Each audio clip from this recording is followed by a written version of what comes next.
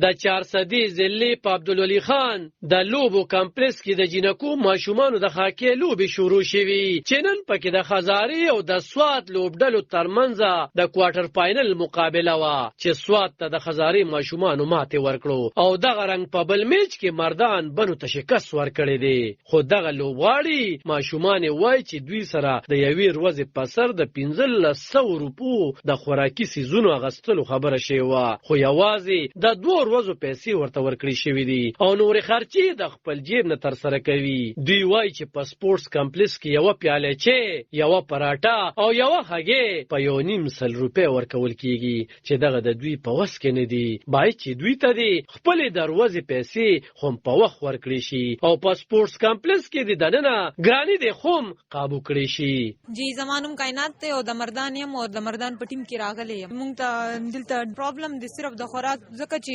پلیئرز چې کم دي نو هغه نه ټول دا ټول نو موست امپورټنت چې کم دي نیډز هغه خوراک دی چې خوراک به سم کین نو اوبویسلی پرفورمنس به خبر کوي چې موږ دلته چوکیدار وغیرہ ته هم د جنکه وی چې موږ له سروړې پهله خو غیزینا دویمه خبر دا دونه الګ لګ لنډزي هغه دونه ډیر کرای واخلي جنکه غریبانو هم ای لکه دونه هغه سره فیسیلیټیز نه بس دا جنکه نه هری بس د یو ټیمو خوري او ای باندې گیم هم کوي ورسه کوي زمانم سویرا دی او زه د بنو یم دلته خو د ناشتې سه تنظیم نشته او بل دا چې دلته چې کوم تنظیم کړم دي نو هغه په 50 روپے پراټا په 50 روپے انډا په 50 روپے کپچې خرڅي دلته مونږ ته لړېلی نه د ملو شوی او نه راته د صرف د 2 ورځې ملو شوی و نو دلته هر څه ډیر زیات ګران دي او د سپیشلیټي هم نشته او مونږ د بهر نه چې کله راغواړو نو دای د لپاره مونږ 250 روپے دا چې کوم دین دا د کرایې د لپاره ورکو نو مونږ خو پلیئرز یو مونږ سره خو دونه پیسې هم نوي او چې کوم ډیلی ملاویږي نو غم ټول په دې خوراکونو باندې ختم شي نو مونږ ته هغه خوراک نه ملاویږي کوم چې مونږ له کول پکار د هاکي د لوبې د وزیر اعظم پاکستان یوت ټیلنت هند په نوم را جوړ کړی شوی دی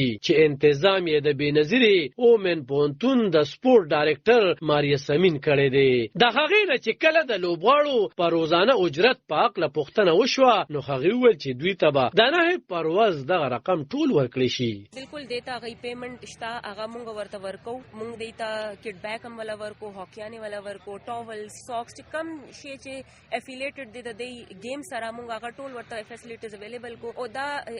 پاکستان هیستوري کې فرست ټایم دی چې د دې ډیلی چې دا کنه هغه 1500 پر ډے هغه به ولا ورکو او ډیلی بیسس باندې تقریبا دا سه یو ماشوم ته 15 16 هزار به ان شاء الله ملو شي پر ډے دا او بیا چې ان شاء الله دا ان شاء الله سبا ان شاء الله د دې ډیسبرسمنت دی دا د ټولو ته به ډیلیانس ملو شي د هاکي په دې میچونو کې سوات نو خار مردان پیښور خزاره بنو او نور ګڼ شمېر لوبغاړو برخه اخیستې وي او د دې وروسته به بریالي ټیمونه قامي کچ باندې لوبول کیږي علب خان شیرپو دلبر نیوز عبدالولي خان سپورتس کمپلیکس 400